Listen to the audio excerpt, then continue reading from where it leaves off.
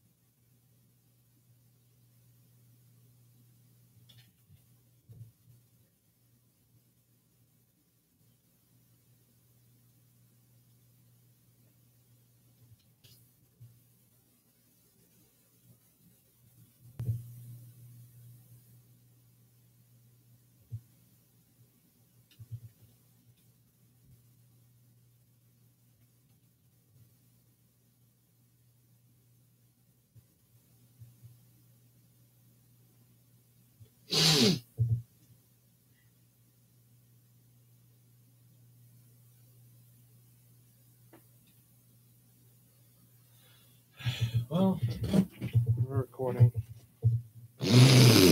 Ugh.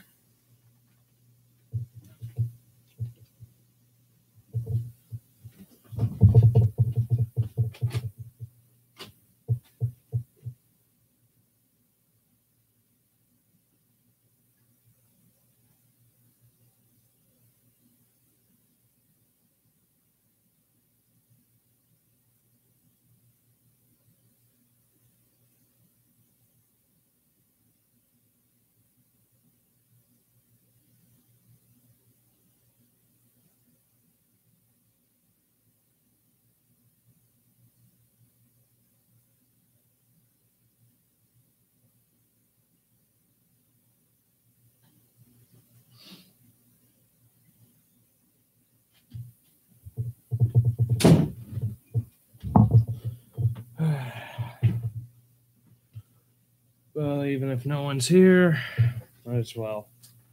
Check, check, check. Check. All right.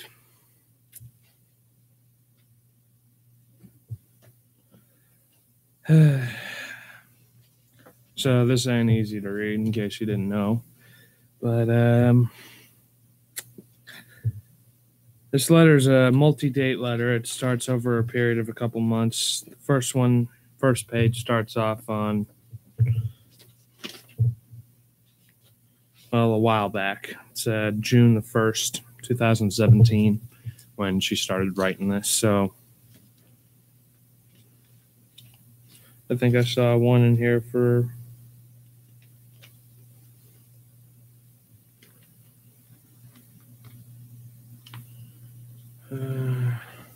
it's all kind of mismatched, the order. If I had sorted them out, had they all been dated, I have no clue. I just kind of kept it in the same general order. Dear Tristan, this is a letter that when Mother's wants. This is the letter that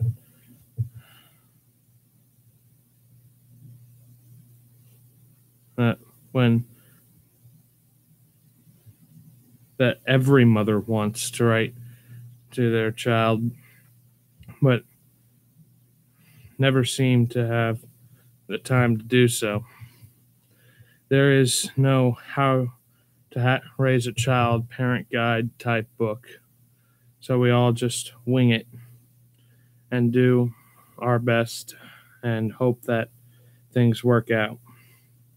I only wish that I had more time to share and grow with you. The two most important lessons that I can teach you is be nice. There are two simple words that can have so much impact and meaning in life.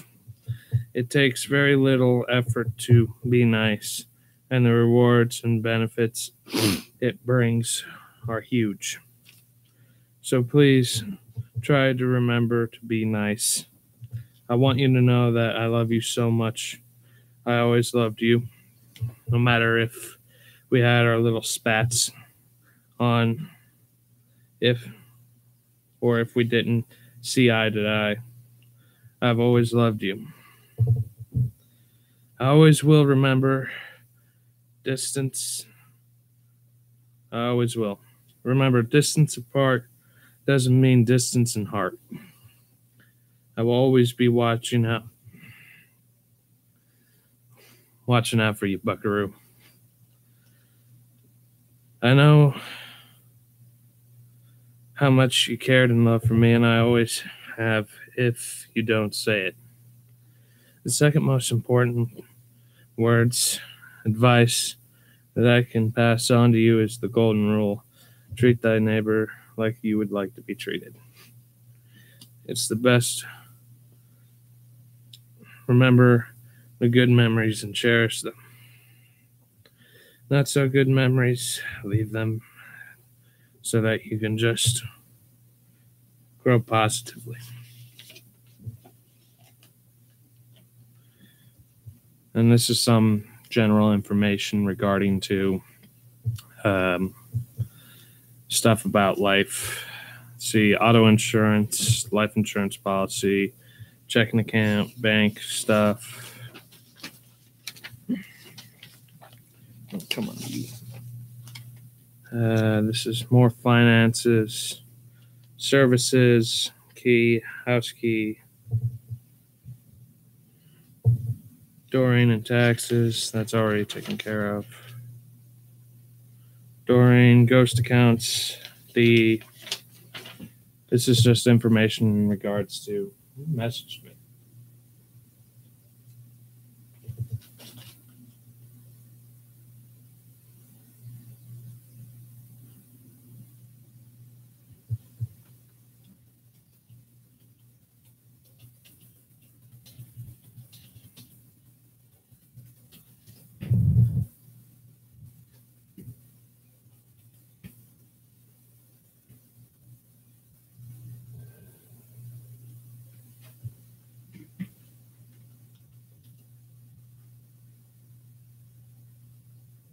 Who else to message?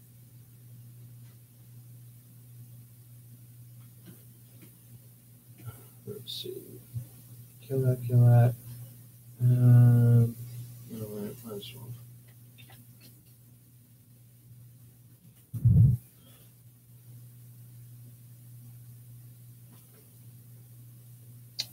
See, where was I? Life insurance, mine. My room, rent out. My room for rent. She's got written right here at the bottom of the corner, no couples. No pets.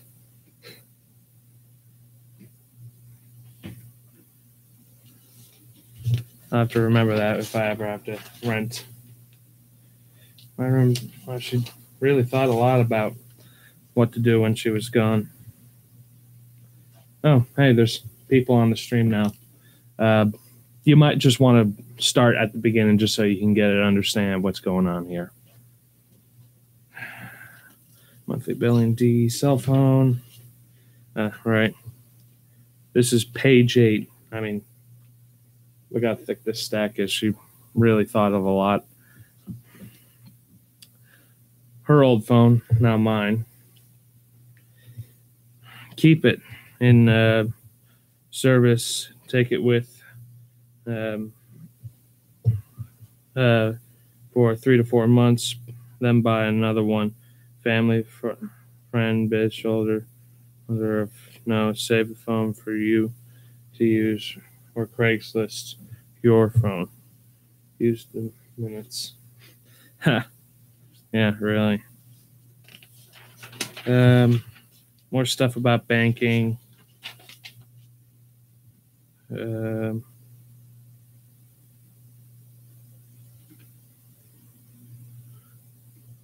Wood filing. Oh, right, those things.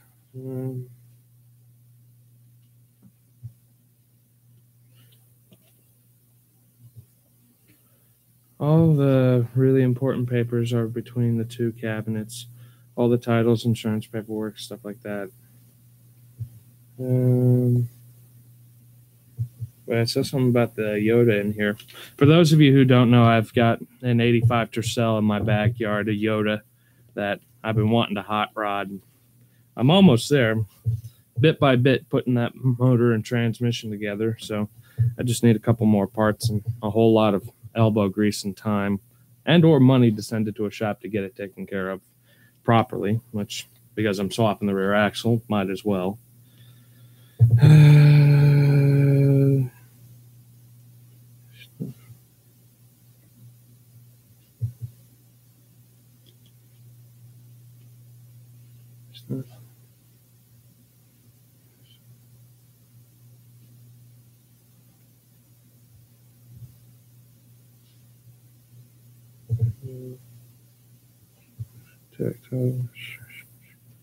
Yikes. Show you wrong. Fan. Okay. Can you please just wait on the Toyota? It's coming. It'll come. Yeah, tell me about it. House title. Double check with Nancy, okay? Ooh, I should check into that. This is more stuff about tax returns. Your medical records, other medical records. Doreen, my aunt, helped me out with some of this stuff. Got this program for you. This is the prepaid stuff for my college plan. I got this program for you to give to you a chance to better education and not for car, flashy dress, or apartment. Once it's gone, it's gone. And if you still on SSI, SSI will drop you like a hot potato from the SSI programs. Be aware. Care. If in fact you just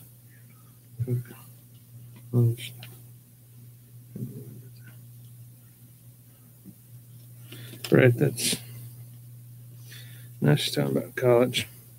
There's file folder.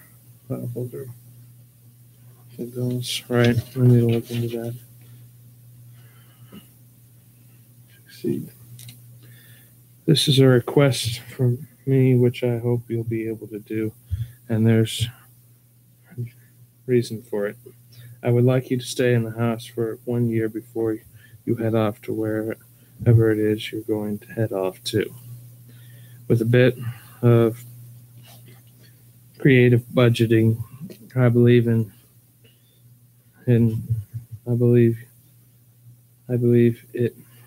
it'll be feasible for you to stay there. It's going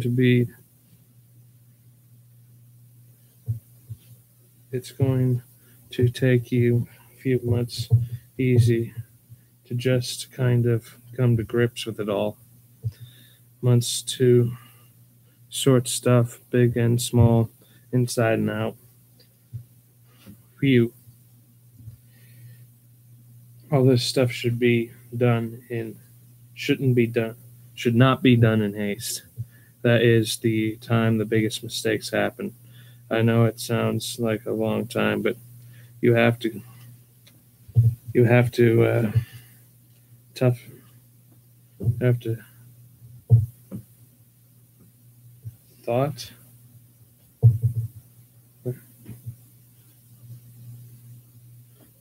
where you think where you're going to put all this. You have but you have thought where you were going to put all this stuff of yours if you move.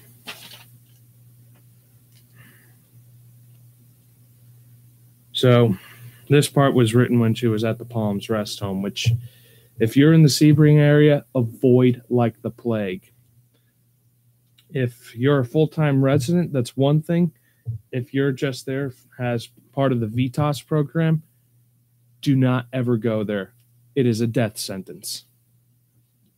Trust me, I speak from experience.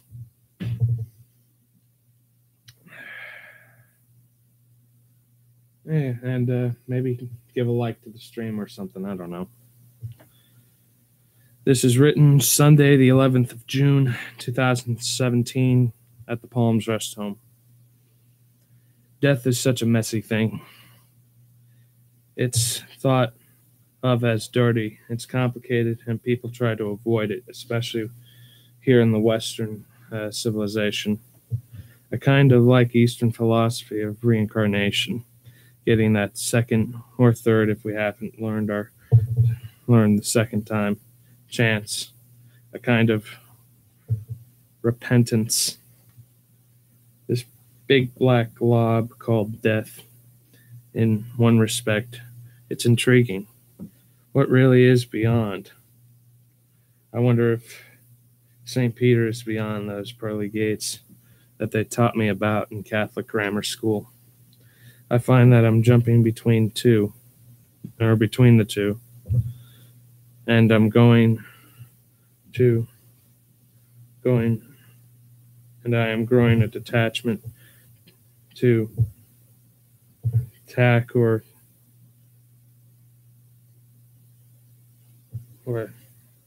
diplomacy that I usually have. It's not that I don't care about people's feelings any longer. It's just that I feel I'm on such a limited schedule, that such a limited amount of time left, that I find myself prioritizing everything. Pretty selfish, but there you have it. I seem to be becoming more reflective, viewing and reviewing past instances of my life, checking the record, so to speak, and more self-aware of them I've been aware of than I've been in a long time. I'm sorry if I'm having trouble reading this. It's just, yeah, you try to read some of this chicken scratch. Sometimes it's a little tricky with the way, because just to give you a bit of reference, she was born in 1954 and grew up in the 60s when everyone still wrote in cursive. So while most of it's readable or legible to me, there's parts of it that are hard to read because some of that cursive shines through, and the H's don't always look like H's, or maybe the I's or E's or V's or O's don't look like they should, and it's just that little bit off that you have to kind of go like, wait, what? If that makes any sense. Oh, we lost a person. I bet I know who that was. Where was it?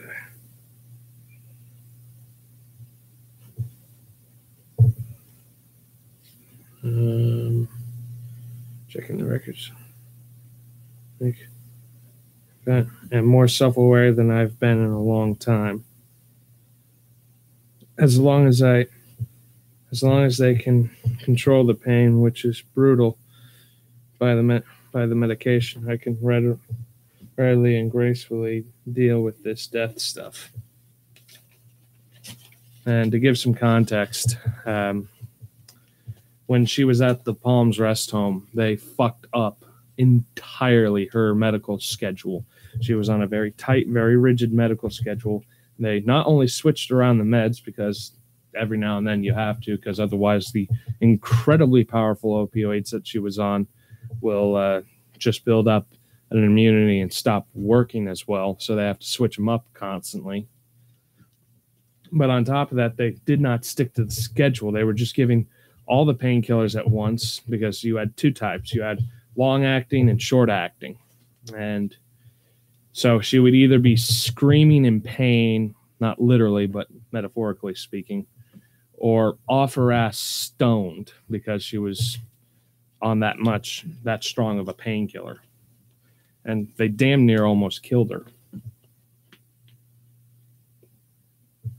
And I'm still tempted to go in there and check to see if they're still doing that, because apparently a friend of my mom's, Marilyn, her mother ended up there and died there.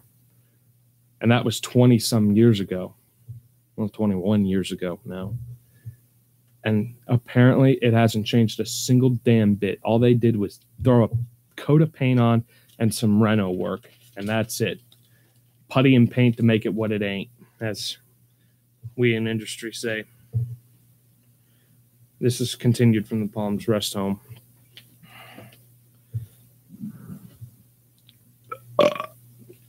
Well, that one came from the bowels of my stomach.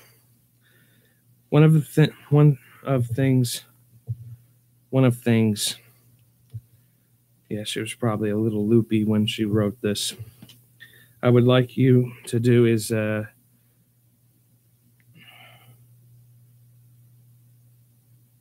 six pen.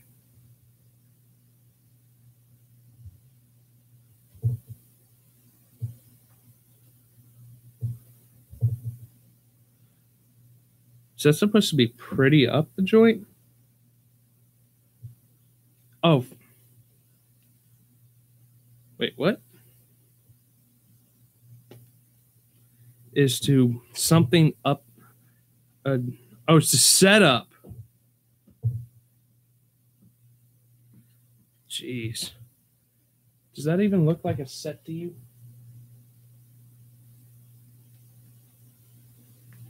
Sure doesn't look like that to me.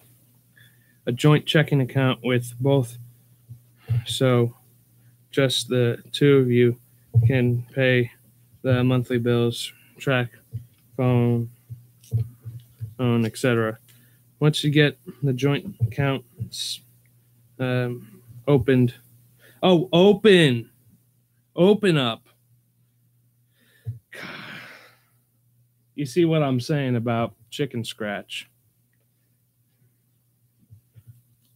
Once the joint account is open, then the two of you can go to Etsys and have them change the deposit from Wells Fuck You to Midland, if that's the one you want. Bank. This will make Beth your assistant / guardian. It's exactly what the name implies. Assistant, guardian. Now that you've gone and gotten this new account at Midland or wherever, consider yourself divorced from Wells Fargo. Make a check out to yourself.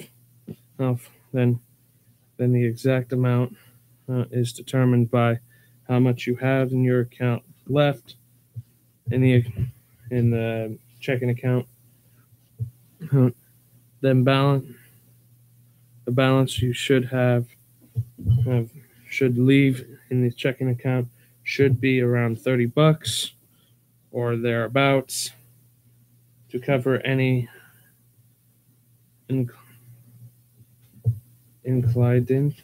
incidentals. So if you have 160, have no So if you have 160, want to leave in the account 30,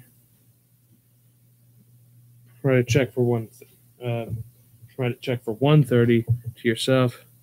So the clerk you, so the check you write to yourself will leave you a small balance once all the checks, bills are with Beth, that neighbor friend of mine.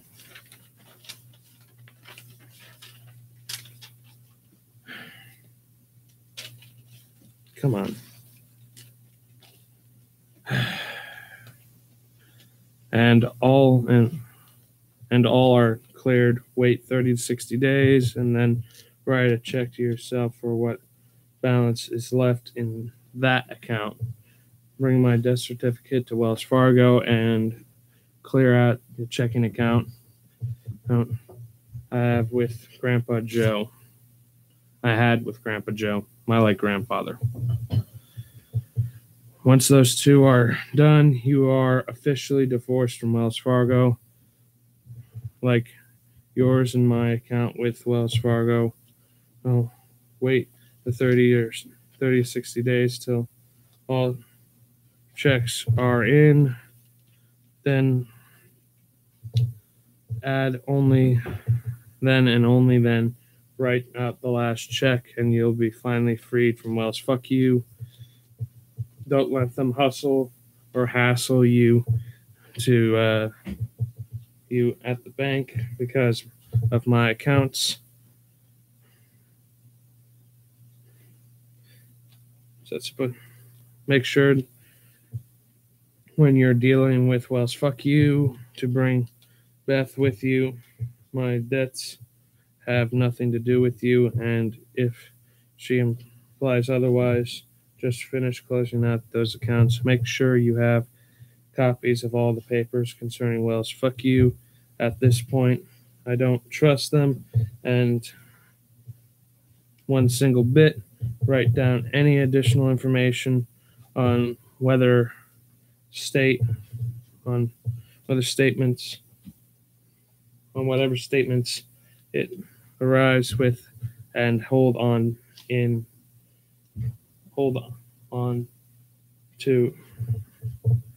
it in our single file. Hate to have to make you start file folders, but these may be important to keep. Don't want it biting you in the ass. Oh, there's only one left now, huh? All these wonderful, magnificent thoughts are... It's getting kind of hard to read. Of course, we've got a little interesting at this point. Oh, we have another person back. And let's just bring you down here so I can continue. And of course, it's out of focus.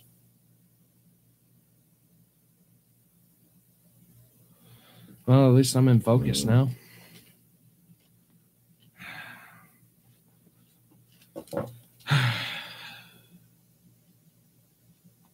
All these wonderful, magnificent thoughts that just are trembling around this brain. They're trembling around this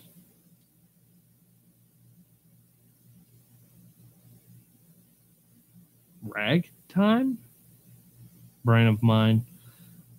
Too ordinary thoughts, too many thoughts, too little time. They had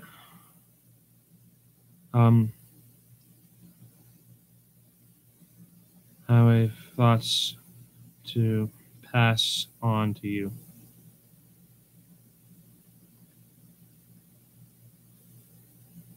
God, this is a little strange to read.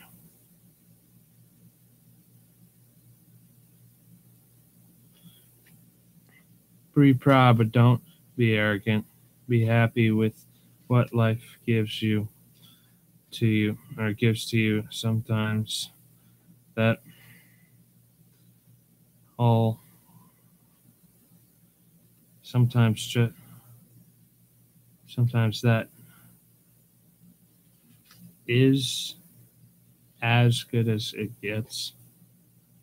If you want more from life, you're going to have to work for it hard and long. As a matter of fact, the good things in life don't come cheap. One has to work really hard to get what we want. So be prepared to strap down, buckle in, and in for the long haul if you really want something. No shit. Figure out what you really want to do for your life. Buy a couple of different things first, or try a couple of different things first. Experiment, so to speak. Who knows? You might not, or might not. Who knows? Who knows? You might not. Life's something, or like something of the something. Often you try it, or after you try it, first or second time. Give it a couple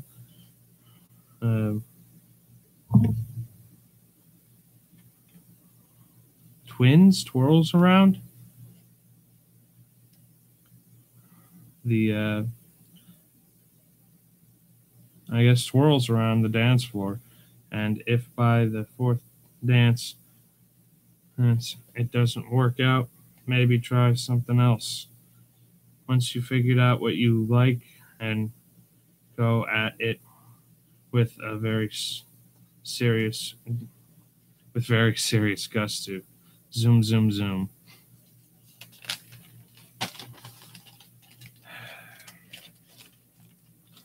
Another part of this team of people to connect with are Pat and Dan, naturally. Potter. You remember her and him. She's the other ladies from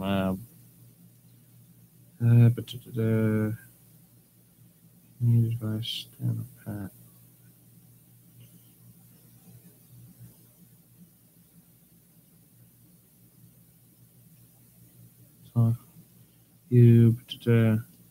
This is just about people to go to when talking about life advice. It's page 19. Monday, the 19th, June 2017. Hospice until unit, Florida Regional Hospital, Sebring, Florida. Tristan, consider all things a delightful weekend for a small birthday celebration of mine, complete with one of my favorite foods, calamari. Yum. Friends stop in to pay their respects.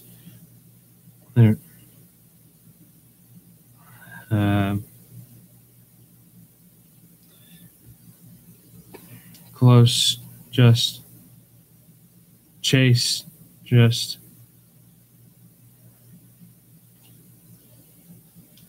John, and D, Nancy, Beth, and naturally you. I'm slowly but surely weed whacking down the paper pile. Oh.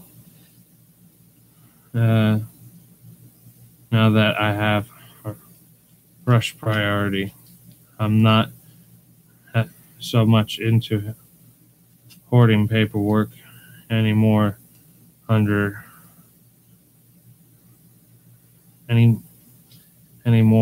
unless I believe it will be of assistance to my estate or you. I will have to get back into meditation on or into meditation, I don't know, or I'm having a hard time keeping stress away due to a lot of BS paperwork, i.e., Medicare, government, etc. Got to work on those deep breathing exercises. They seem to work the best so far. They seem to work the best. Remember, distance apart doesn't mean distance in heart. All my love, all my life.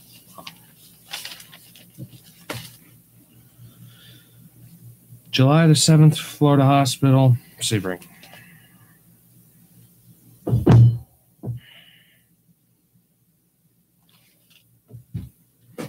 I need to take a piss break. I'll be right back.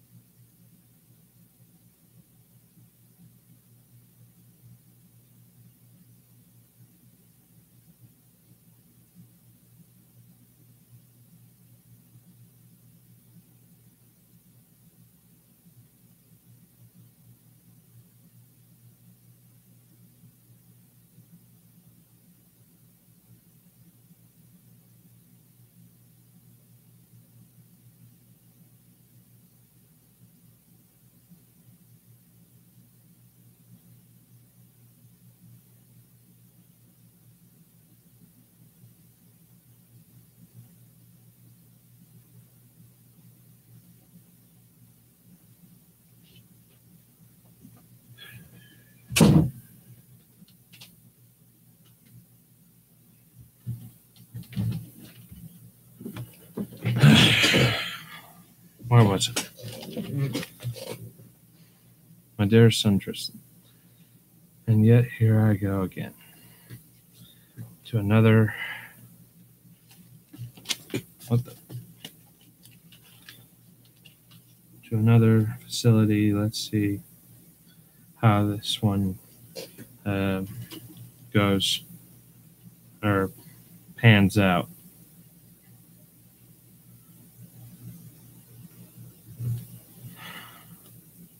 According to a marina, no idea what that is.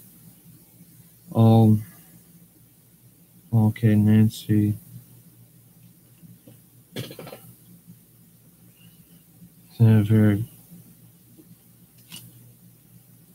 See very well.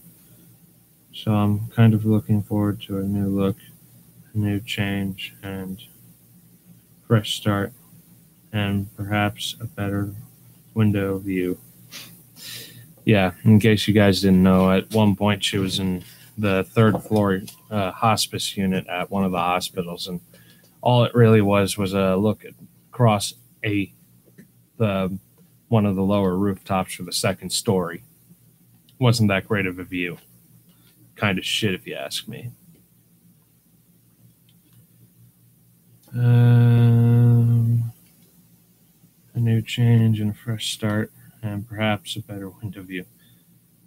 Though I will admit the last one was not too bad with the pond view at all. Once again, I'm sorry if I caused you any pain or distress today. Once my mood swings from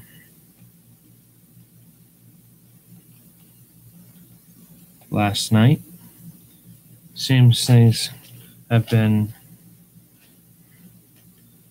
accelerating lately, and it can be down night.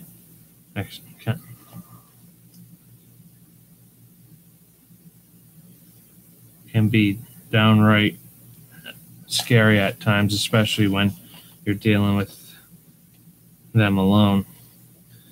It's really unnerving when I have one of my episodes, especially unprovoked like today. For instance, I had just woken up and was having trouble breathing right out of a dead sleep. Right. I what? I guess she was meant to.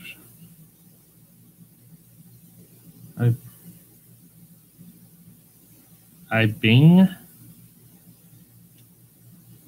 my nurse. Oh, I dinged my nurse. She comes.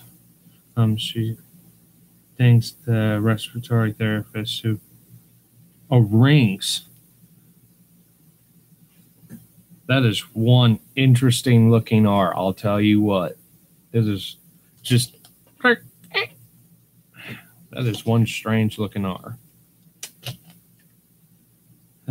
She rings the respiratory therapist who because had given me 2 ventilator treatments, nebulizer treatments, brings out the big guns. One of them, anyways, a CPAP machine. Oh, this one. Right. And they hooked me up to it for over an hour. That helped me a lot. But the initial feeling of not being able to breathe is very frightening indeed. So if I scared you, it was only because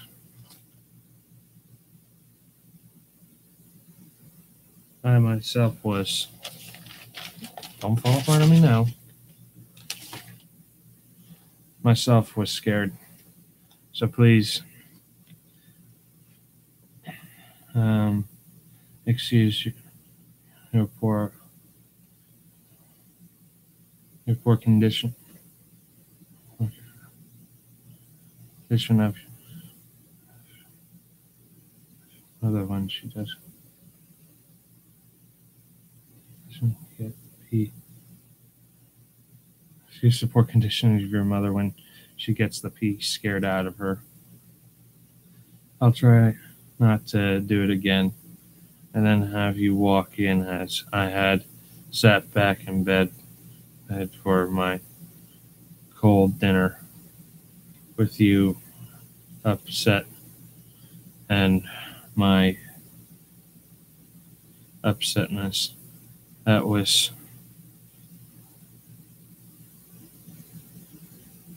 Clash of the Titans. We have to be so very careful with our hearts right now. They are so very delicate due to the enormosity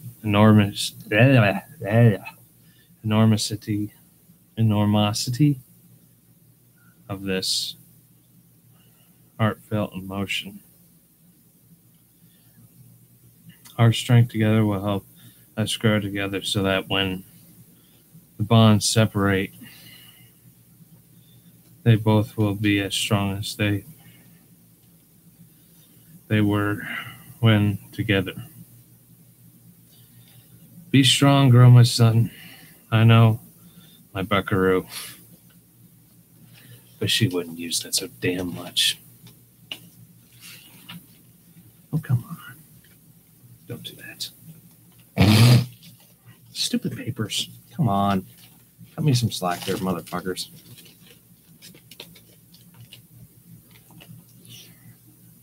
This is dated July the 7th, in case anyone's wondering.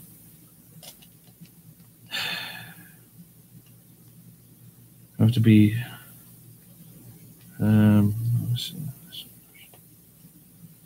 be strong, grow my son. I know my buckaroo. That I'll always be there for you.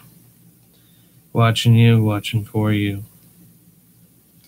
waiting for you. believing in you. I have and I will always have faith in you, and I believe in you incredibly. Well, that makes one of us.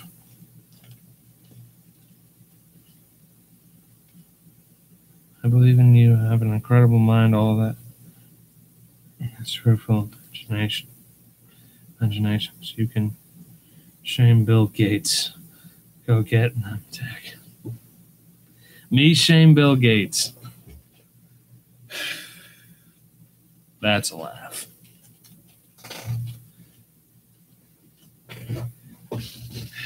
Bill Gates was in the right place at the right time with the right information. And had a lot of luck to do with it. Come on, stop doing that. Thank you. Oh, for fuck's sake.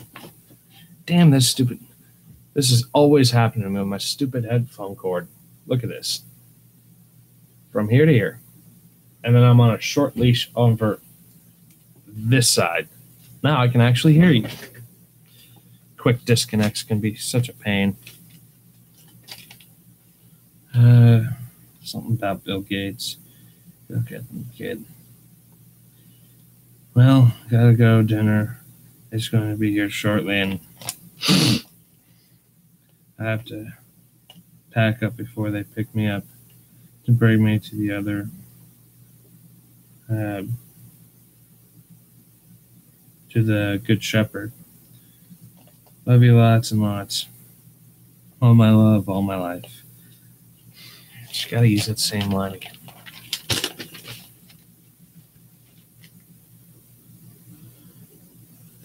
This is dated June 1st. Am I back at the beginning?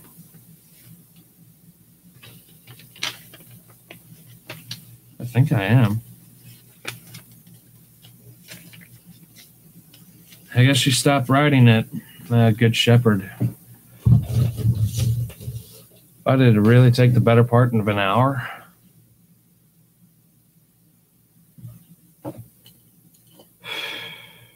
Wow. Didn't realize it'd take me this long to get through that. A lot of that information is regards to what to do afterwards. So, just to outright say it,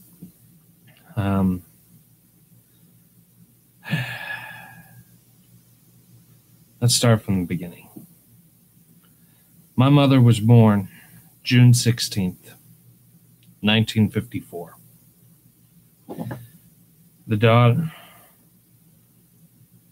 The youngest child, the daughter of Joseph John Tvardzik Jr., my late grandfather.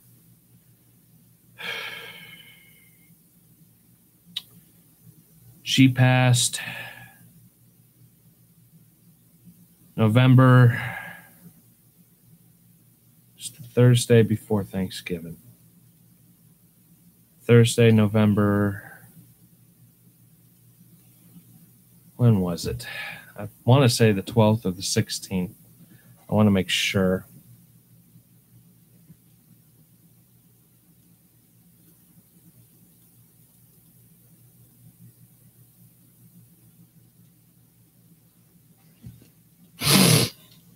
Come on.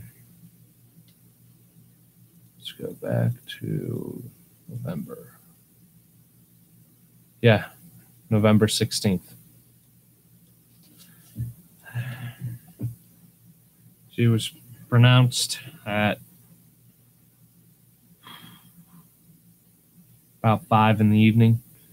It's just before sunset. I remember getting the call. She passed away in her sleep. That I remember. It was a really beautiful evening that night. It was just after sunset when I had gotten there.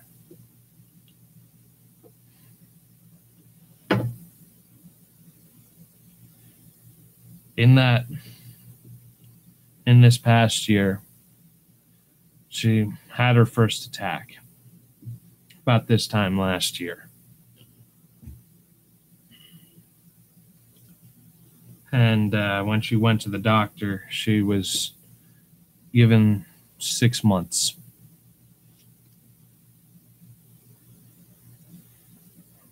Well, she outlived that. That first attack, we didn't know how bad it was. It wasn't cancer, it was COPD. End stage COPD. What does end stage mean?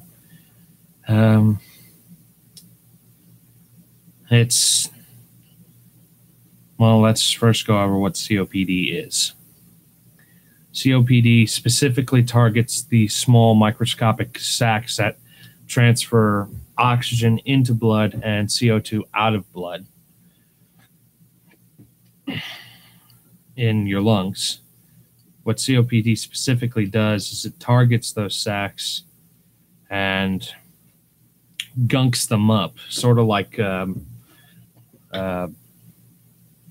sludge buildup in an engine, if that makes any sense. They get thicker and heavy, and the cells stop working because the genetic material is not functioning correctly, because the cells have microscopic barriers between the two, and the barrier is so thin that it's permeable to small atoms like gas. So cells do a fuck ton of work, believe it or not. And for some of the hardest working individuals in your body are the ones in your lungs. But when you're pronounced with COPD, it's usually a terminal disease. And end stage is when the disease begins to aggressively attack your lungs. What COPD does is it robs you of your ability to breathe in and out. It robs you of your functional lungs, and the remaining lung cells have to pick up the slack. It's usually associated with smokers, but it also is associated with those in industry.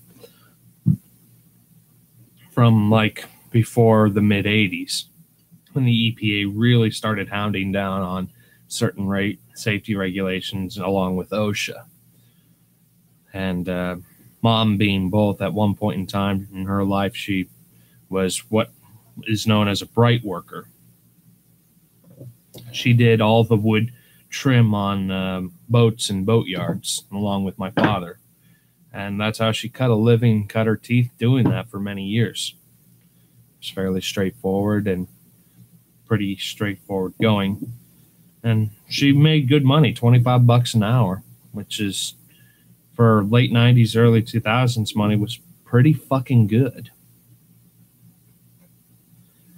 And it kept the bills paid and everyone happy. But she had me when she was 40. So she was no spring chicken when she had me. In fact, she was probably one of the older mothers out there. Anyways. Back then, no one wore masks. No one wore dust masks or particle filtration. At most, you'd have a little face mask like what you would see in a doctor's office. It's not really all that effective, especially when you're talking dust particles off of resin and varnish or fiberglass even. And that stuff never dissipates. It stays in your lungs. It's estimated that a pound or two of dust accumulates in your lungs over the course of your lifetime. So just imagine what kind of crap she had in her lungs. On top of which, being a pretty heavy chain smoker. But even then, that was pretty common back then. And she had cut down significantly when my grandfather was on his last. Because at the end of his life, he was a smoker. Up until he was chained to an O2 machine. Not much different than my mother. Because he also had issues with COPD, and for the same reasons. He worked fixing and maintaining airplanes and then restoring them at the end of his career in the 60s and 70s. So he also had issues with that. But with Mom, it was ultimately the end of her. My grandfather passed because of a heart attack. Anyways, with her, when she was diagnosed with end stage, she was told that at one point she had 33% of her lung capacity. And it was only downhill from there. As the months wore on, she was able to still take care of herself for the most part. It wasn't up until the last month or so, maybe a little less, last couple of weeks, that she wasn't able to do so. She had enough strength to get to the bedside commode, and that was about it. She was bedridden up until the time she passed.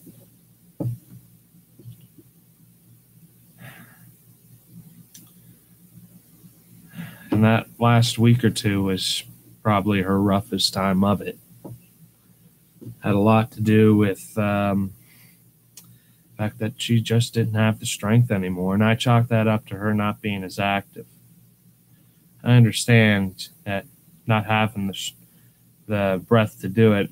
I was also worried about her being so inactive because of it, that she physically wouldn't have the muscle mass to move around on her own. That was always my concern.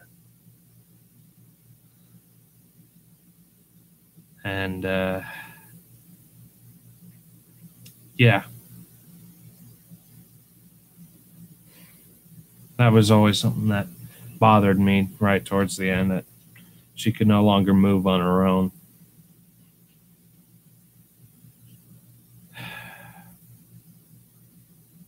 Ultimately, that last week, she was so oxygen starved that her mental facilities were degrading. It had become so bad that you could be in the middle of a conversation with her and she'll say the last word like 2 or 3 times over, and then she'll be silent, like she was lost in thought, like a haze had washed over her mind, if you will.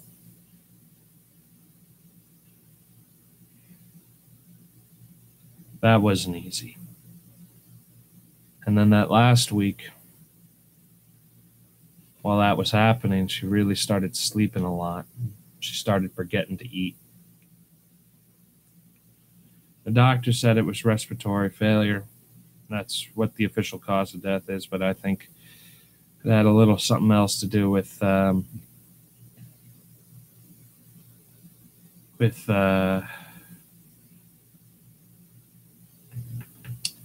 not eating. She was barely eating anything right up at the end.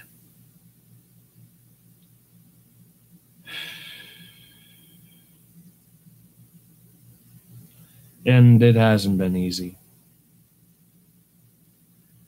I have a video somewhere. I need to figure out how the fuck to transfer it onto this computer, because the new tower that I picked up, I may have briefly mentioned it in a video at some point, that it doesn't have an SD slot. So I need to either find an adapter or transfer it over via hard drive connection somehow, or upload it from the old laptop. But I still have more videos of me drag racing from that night, because I figured probably be the last time I'd be able to afford to do so. Put in perspective, it's $5 to get in and spectate, but it's $20 to race,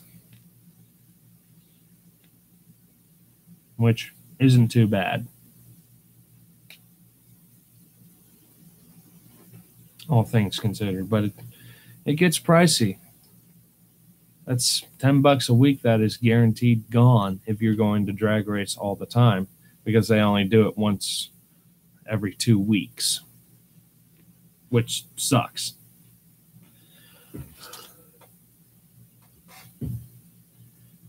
And at some point, I will upload that video. As for me right now, what's happening is I'm leaving February the 11th via Greyhound bus to go up to Jacksonville to get my Class A through a company called CRST. And they are a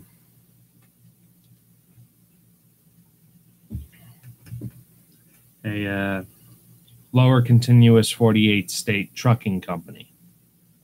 And if they'll cover for the bus ride, they'll cover for housing, they'll cover for 2 meals during the week, 1 meal on the weekends, and the class itself, which is not bad.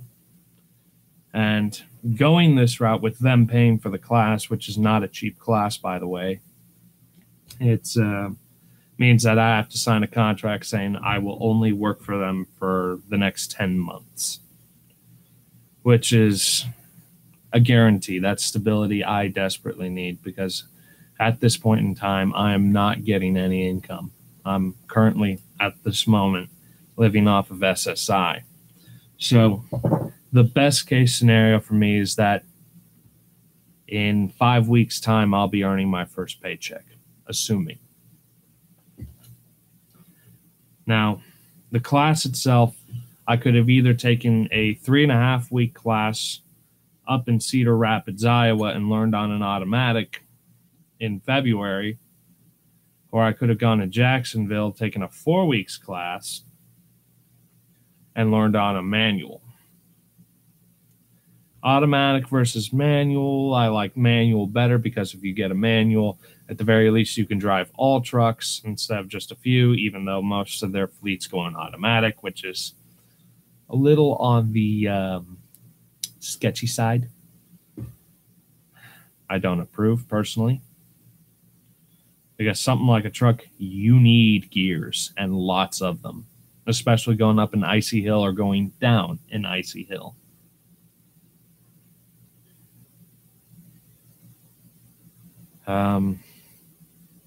Then there's also the factor of sort of kind of cold versus freezing your fucking nuts off cold in Iowa in the dead of February.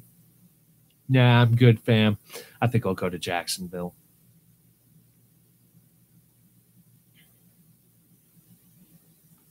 So it's really good incentive. It starting pays at 30 cents a mile, and it's split miles, not split pay. So the way it works is that the truck has at least 2 guys running it at all times. So that way, because of current regulations with ELDs, if I get my Class A, can only run a set number of hours. I have to take a 30-minute break somewhere in that set number of hours. So it could be like a total of 10 hours I'm allowed to drive a day, or probably 8 hours.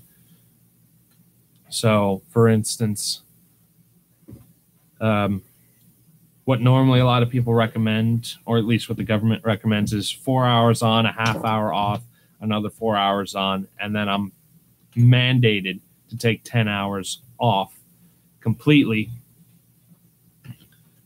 for sleep purposes, obviously, or something like that over the course of a day. So that leaves a lot of potential driving time left wasted to a single driver. However, if you're running a 2-man crew in a truck, that means you could swap shifts. So while I'm snoozing, the other guy's driving. Get what I'm saying? And modern ELDs make it harder to change your schedule around, because you could say that, well, I could work for, say, 7.5 hours straight, take a 30-minute break, work for that last half hour, and then take a rest off or something like that. And this schedule's been around since the 40s, or maybe even before the war, in some shape, way, or form, just because long hauls like that are really tedious. You want to know why NASCAR, like the Daytona 500, is such a big deal? It's grueling endurance racing, and not in the sense of like that's a really rough course. In fact, that's probably the easiest part about it is the track itself because you have bank corners. So usually the wheel stays pretty straight. Now the endurance part is sitting there, listening to the engine wail away at top of its RPM, screaming its guts out in a sweat box that's just loud, noisy, and meant to keep you alive should you crash, while avoiding traffic at the same time. It's endurance for you. It's not endurance for the car. And that's what a lot of people like about it. And I kind of get that. I'm more of a road course guy myself, like SCCA stuff. You do like 40 laps of that and you're going to be wiped the fuck out. And I would love to see something like that, like Laguna Seca 50 or something like that. That'd be interesting. That would be an endurance race for sure. Now, if I ever got the opportunity, I would love to live stream that. I really would. That would be fun. But yeah, the same applies to truckers because they're sitting there all day long behind the steering wheel. It doesn't sound like that hard of a job, and it kind of isn't, but at the same time, you have to be probably one of the most best aware drivers there is because you're pulling well over 26,000 pounds potentially. What a Class A is defined as is a license that allows you to drive a vehicle of 26,005, something like that. I actually haven't checked recently. Hey.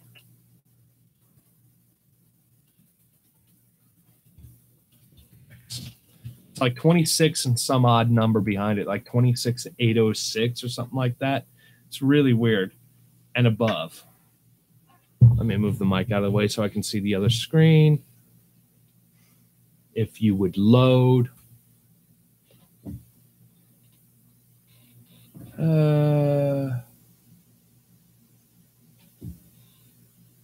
Shit, no, that was the wrong link. I meant to click this one. Yeah, it's a really oddball number. This is from DMV.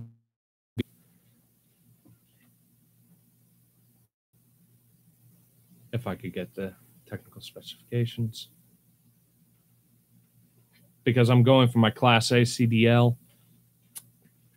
It is defined as a Class A commercial driver's license is required to operate any combination of vehicles that a gross combined weight rating GCWR of 26,001 pounds or more, to include a towed vehicle that is heavier than 10,000 pounds. While your towing allowances will depend on your endorsement to obtain, a few of the vehicles you may be able to drive with a Class A CDL with proper endorsement include tractor trailers, truck and trailer combinations, double and triple trailers, tractor trailers, or tractor trailer buses. So basically Greyhound buses for all those of you don't know. Tanker vehicles, livestock carriers, flatbeds. In addition, a Class A license may allow you to drive some Class B and Class C vehicles so long as you possess the correct endorsements. And what are Class Bs? Well, a Class B commercial driver's license is required to operate a single vehicle of a gross vehicle weight rendered of 26,001 pounds or heavier, and or any vehicle as described above that is towing a vehicle up to 10,000 pounds. So nothing over 10,000. Like 10,001, you can't drive that technically. As with Class A, you may be required to possess specific endorsements for some vehicles with a Class B license. Some of these vehicles may be allowed to operate with the right endorsement include straight trucks, large buses, including city buses, tourist buses, school buses, segmented buses, box trucks such as delivery drivers, couriers, furniture delivery, dump trucks, and smaller trailers, or with small trailers. In addition, a Class B license may allow you to operate some Class C vehicles if you possess the correct endorsement. For more information, a Class C commercial driver's license may be required if the vehicle you intend to drive does not meet certain criteria for a Class A or Class B license and is meant to transport either at least 16 passengers, including you, the driver, or hazardous material, hazmat, as laid out by federal guidelines.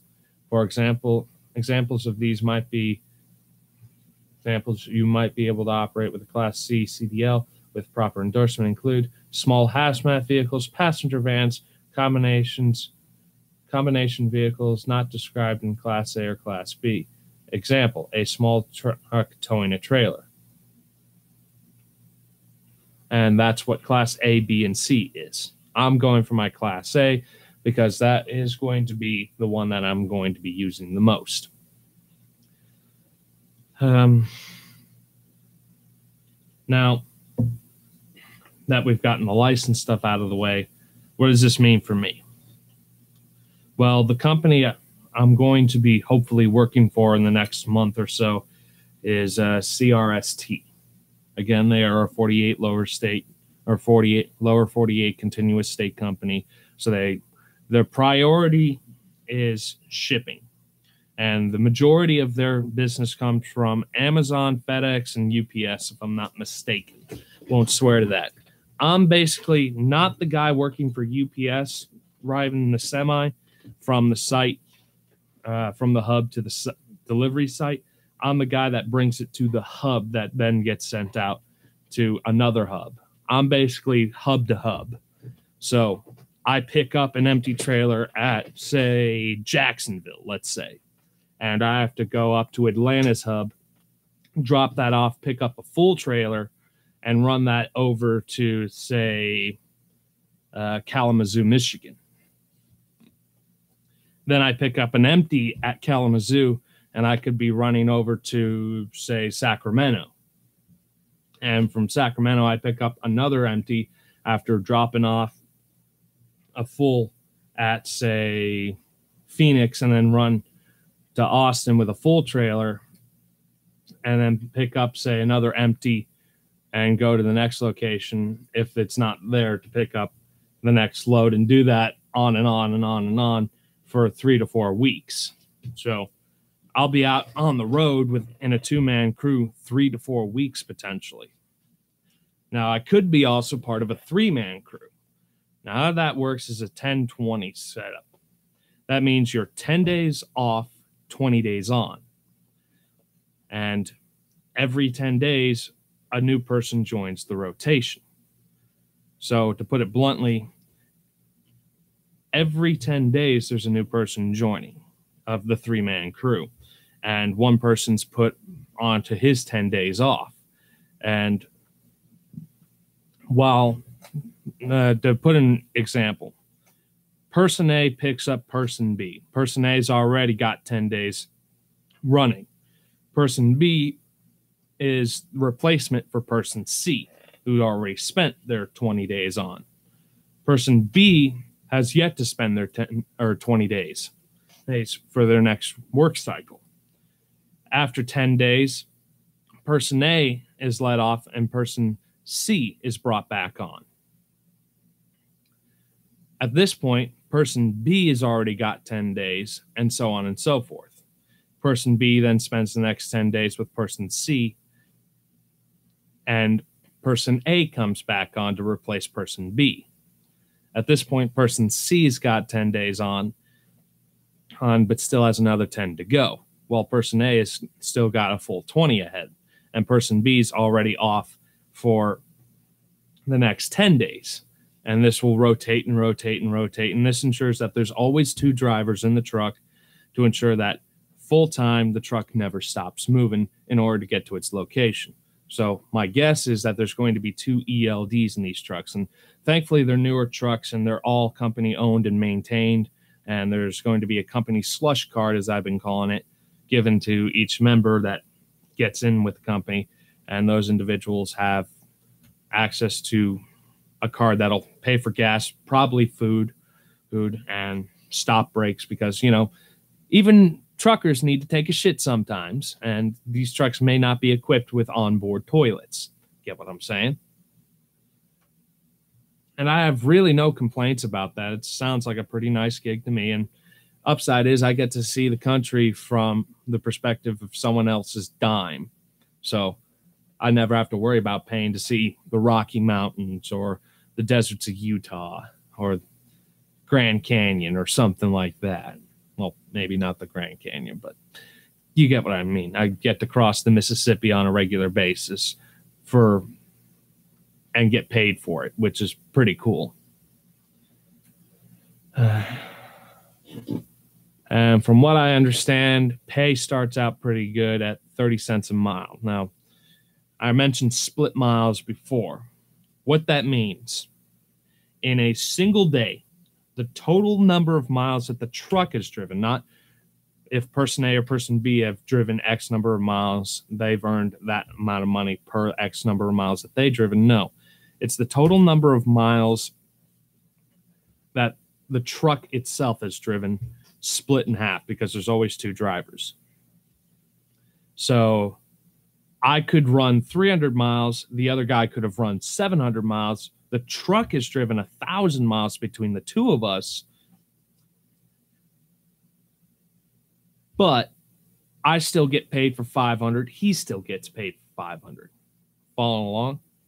It's not the greatest system in the world, but it's better than splitting our wages, because if we're running and gunning for miles, that kind of puts things on a bind, because that breeds infighting. No, I need the miles, man. I need the miles. And I'm sure that's not good for the longevity of a company or a workplace safety, especially when we're talking heavier than 26,000 fucking pounds. I mean, that's, divide that by 2. What's 26 cut in half? 10. That's 13 fucking tons of goddamn truck or more. And that's TONS. That's not TONNES. That's fucking American tons. It's 13 fucking American tons right there that are, you cannot afford to get wrong. I've seen what happens with just black ice. It's horrifying. Hell, I was watching a thing on Weather Channel not too long ago about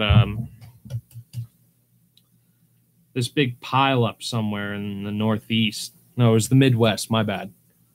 And it was just a freak whiteout that just popped up out of nowhere. And it was like a 38-car pileup. It was huge. Oh, we lost someone. Sad face. So that's the hope. The hope is that at some point I can get this, because otherwise I'm screwed. I needed to get this out of my system. To all the viewers who have watched or will be watching, probably pick up painting live streams some point, and I'll try to get those videos uploaded. But with the current YouTube demonetization madness going on, things are looking a bit sketchy. So I don't know. I don't know what the future holds, and hopefully there will be another video.